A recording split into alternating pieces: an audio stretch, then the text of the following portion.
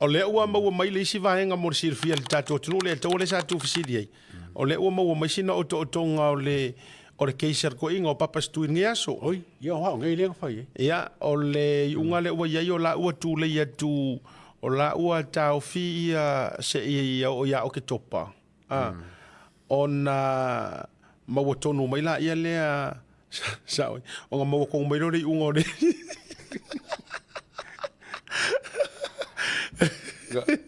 Ko sa rawa tu atu ia o ke topa.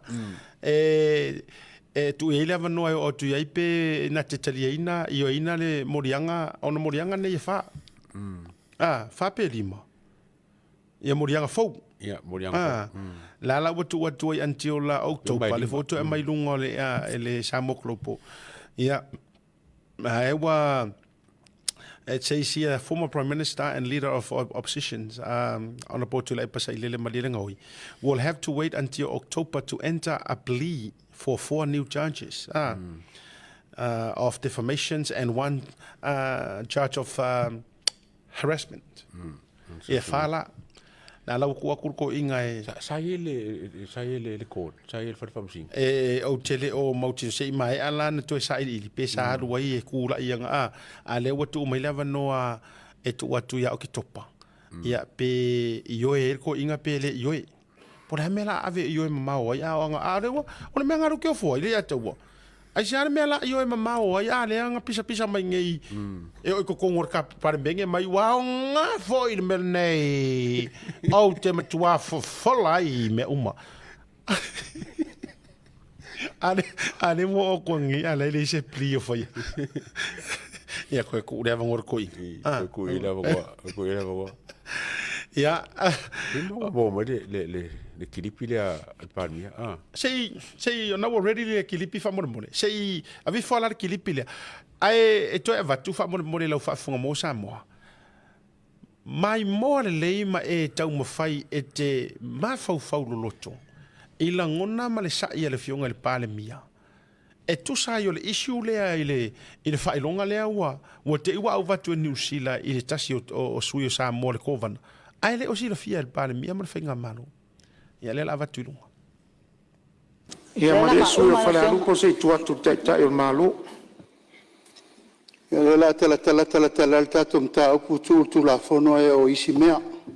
Ai tau no tari atu. Ale o ta ua le award lea. O so se tō whinga a se malo mai fafo. E tofi ai se tangata le malo. E tau na ui man malo. Ma tau na ilo le malo. Al mela leo le fai me o tō whinga New Zealand ai le ilo e au marka peneta. E le ta le whea ngai. O mena nta ofi ele poi mena New Zealand. Meranga lewa e langa men mota. Wala na mea. Ele nofo al malo New Zealand tofi mal tato ko vana isa to finga ele lo ya umar ka beneta. Al mena le pui atu nei. Pule esea. Le tau mo fai atu nei pui me le tu la fono. O uma fa malama manga al min sta tupe. Tasi ale aunga pui le tato Central Bank. Ai ata tau pui ngale va le malo oi. Oi, le minister tu la e tali le mota le nei Central Bank. On minister tu. E tato tau fai fo li o tu temi nei. Ai mari li ia. Pe on fai atu ona nafi. Ele ma fai ona ta fiofi. O nei e fa waita ao. Ya le pe ngai mai o matou o tau langa ina ko vana le vai tau tu la i mari soio. O fale vai maunga. Ele ma fai na tali mari ko vana. Ah, oi le nga il tu la fo. Ele ia isa i ota tasi e whape atu o wha le tonu la waunanga. A o mewa tu tupu le tunu. Hena tātou te tāpena i nei. A whena whae laundry money le sau nei. A whena sau le tua ingol me le angal stock exchange, le angal cryptocurrency, le angal blockchain, le angal mea, le titi tol asset ma mea. E tātou te iloi man uia i le tunu mo le lumana. Te tātou te vai. A le angani mai lava. Le lava una i mai. E whewhewhe. Fai swinga le leimo le tunu. E la tātou whalango lango ala e amo e tiute ma la fonga. E le mwhain tātou wola whapena. Tātou vai a sa moa mo leisi se lau tau sanga. Ai po la whaatulanga na wasau swing o le lalolangi. Ai le whain tātou nofo al temi nei. Tātou sui i le mele lei ma le me whaatula fono e pui e le atunu umore rumana. Ai le whain tātou tele o la pea o matul tātou temi ai o maita maiti. Ia le whape atu o le tātou GDP lea. O le tātou Foreign Reserve lea. Tātou ai tālafu ia sa tasi te si male 2 piliona o leo te ono se lau miliona. E leo le tali le nai taun tātou tali e le tunu. Ja. Vai fesili. Fesili ale tai o le tunu. Fa fe feanga fai mai award ia ale o ke le loa le ma ko le mangingo so. Te lo le mele anga le mele. Te titi a o tātou me fuile le o le atua o ia tangata o isi malo fai la ko tioli o i tātou ele. Toi o. Ale e pula solo le malo ele malama. Ko sa le la ka wonga o ka ko me ye ko inga pule nga ma ko inga kula fongo ngi pur kas. Se me ai. Mo fo maro. O me fo la le ya o ko ngi ia rango inga fai nga ia le chapipi a me se le kule. O le sa ngo fo le ia i ko sui. Kule epa, fonkoe, ni mong. Le ai mo se singa ngo ka kulunga e fa se fam kalanga pe ke e fam kalanga le al palmia. O le lau ko nge ko kari mai. Ale ngai ko sui ko ngol pan mingi le mse sing kulunga ki en mele.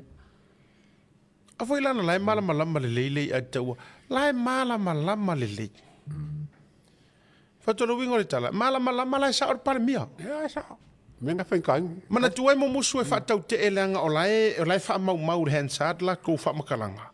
E mo musu lai fai ngi kala mongi ko kongu o ngi kala pepelo ko kongu i. Leanga e fesiringi ai lo ko su e mai me yam fa mo monga ya. Wa foi lai fi wo su e mai ngi fa mo monga mo wa enga ku la e pakura e para pule me Central Bank. O le mea la na reina mo musu le wadi ia. E tutulunga e fatu ni manatu pepelo. Ma fa tau tai le pare mia. Leanga e maua o mai la aulia le mari e tola wadi e kongo pane mengi. A foi fa mai ia le o kuila e pai nga upuia. E ma fai anga e pepelo ini si mea. Ai o i le motel nei le ma fai na pepelo ale o maua ila u. Le o makua maua fakai kai ya la o le mele. Wingala na le ata wala ina no for le pe yin tanga tai le lo tau tala kongo parming. Wa sa o ila o la songa.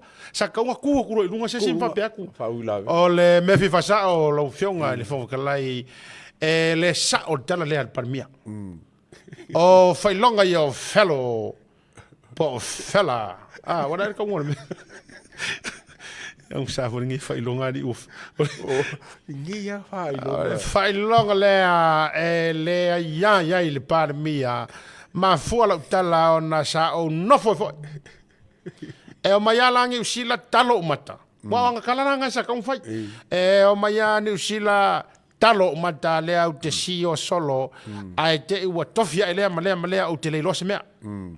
E musu e fai, e musu e kaukala de mea sao nga le anga iloa. E o ia ianga ke le ifaya. Nunga fai o manga meanga. Ai fai ngo fianga o mai lungo o por karamea ale au Ai au fawas. Ale au no tomorrow. E fai ngo mi e sa ki o e inu manga. E fai ngo fie kere ngo mai la lau mai i lor pepelo. Kango filole fai mai manga ku kurang fapenga. O winga na le ata wale ala ina e makwa mawa o mal par mi. Ela vai le mangingo sa ngonga. Ia ai o so kwa ia kima ia.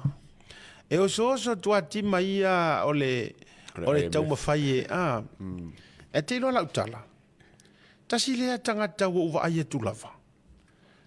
Ua se lava le mamao lo ta ma fau malo tu lo wa na ye lo ma fau ma lo sa ale meli e tau sa ale tala. Wa too much for ilaka expectation. No, honestly. Na ma foi ngale ya ti mo fonong makaya au ti male vai o le loia. So here's me thinking, wow. We need people like tanga ka fa monia le ye o stala fa se ela utala. So le o le mele o kai loa kuai wa manga kuai o kele ka kele fa longo ya ki mai le sipa inga len kura ye. Alpa inga lo le pa u ia pela ke le kang pisa o ile le ia mai mausi sui kasi le sui ka mai kai to el sao mai loa ia tim mal temi nei le ato o fia le even though wa le manuel tom fainga na sui el fast but inside the local fa pe okay manga ya la ngai mo miangi kanga ka fa pengi tole o matua salu vale lo ta mua o poilo ta mafau le to inga tanga ta fa pe mala pala me tole a fa ye fa pe o manilo ia te alo na we fighting ngia ka case ku se uma nga ai o ka karusanga i fa masingo e fa mai ro fa masingo se me ke fi sa ngwa ia fa mo singa mingu o ka koe whaasanga lo whapera ka lo ia kei rora ukala. E angore mele ua kupua ule mala mai au e pole a kongurenga nganga kaukalai.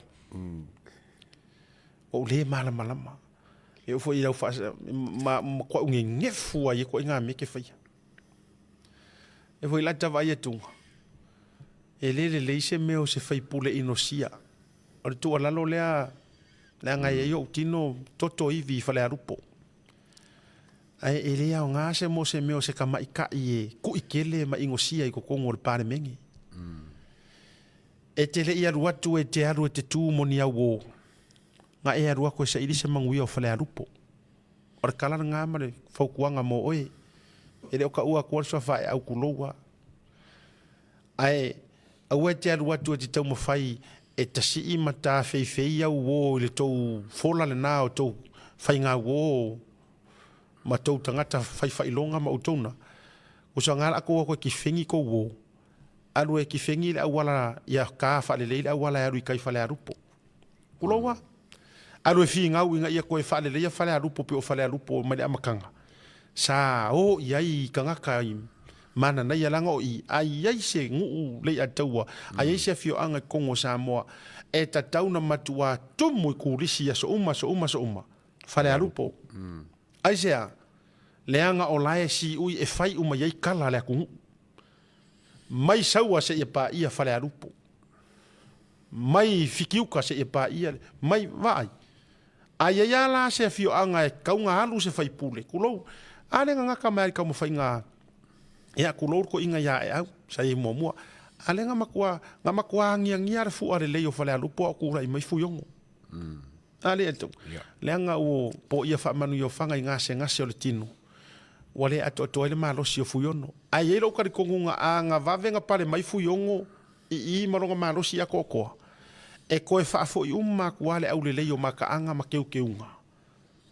I whale arupo. A on mele kupungei. Ngā ono usaula ula umai ma e kawa mai au whilengi ia. Ai le se me fai ia maua se ruma nga i le leo whale arupo. La unga ku alano ia o kima. Eoe. Ma tūlanga tate, ma ku ulo whakau ke e malo ma tūlanga whapena. Tūlo whakau te e le malo ma navaenga. O tangata lai whai upu le fioanga, ma tangata le fioanga, o tangata la ua lango. A ngā ua kou wa ai manguia. O tau le sia fioanga, tatou nuu whana rupo. La ngai kasia. Kasi rea poro ke ki le ataua a le lei ma sapasapai le lei na whai. Kasi rea ngu ue uma enga le si luas furu kausanga. Wa maku wa... Koa se lapu se. Yes. Ai a whaila o le whako a makakur kako poro ke ki milionga si i lo milionga ai oso mai lo marko inga wha to inga whai pule wha pea na or wha ino tu lou lava or pale mia malanga whai ngā malo. E uma e fo ia di inga or kui ngifor me mau. Ulo le pa iau ai inga tupu wha nofo. Ya me se fo iole. To fam sili la ai mane. Fa tapo inga. Ku alalo nga va ku fo il fai pule le. Ya ma fai ma a o fa le le to fa sa mo se va to ala te tala le. Singa me ka ua. Si sa ngo fa sa mo ma malu o le ka po ya ku sa mo. So ia ko ke o ko fia fenga ngui ko ngor mau ka fongo. Hei tati ele le tai mi oso mai ai ono le mo mianga fa manino ino ni upu. A o me fo ile le o kau o karangoa mai ai sau pie fa ale makala mai fa sa mo ai ta si le va nga ta ua fo i tau nei. Tau na matua su ele le kanga kai o par mengi. ia pe ro le ia wa to inga mela le o le nu e fai tau ia u po le tunu ai tu mai fai pule lunga tera no mai ore mo le tama itintiti fa to a tu o mai le o nga le fsenga var tu lo ya ave mamalu fai valanga o le tapo ile tu malo ka ke fia manga ove ke ku ai lunga o kamimika ale ko manga ya ku ai lunga o kamimika yes that's my fai pule that's our guy that's our lady al ko nga me vo ile nga le ku ai lunga me oh fakali pura kai me umai le mele umai ya wa ko kikia ai vai nei talu tu la il tanga tale ya tau e le te tai ya fu sana la unga po ni ona manatu e unga mar fa ila vea yo malo sa le ya e le kai ya fu le lea sanga sa unga e umai ai sa fa ila no ai paki fa penge ile ai paure mele ya pe la oso manatu ya tu sale ma fono toe la vea mai ai marsui le o fale la kaimsa makau tamaia tama fo io me myself and I e saua i le kalangoa o ukaimi me myself and I wangi me an kuku ko ukaimi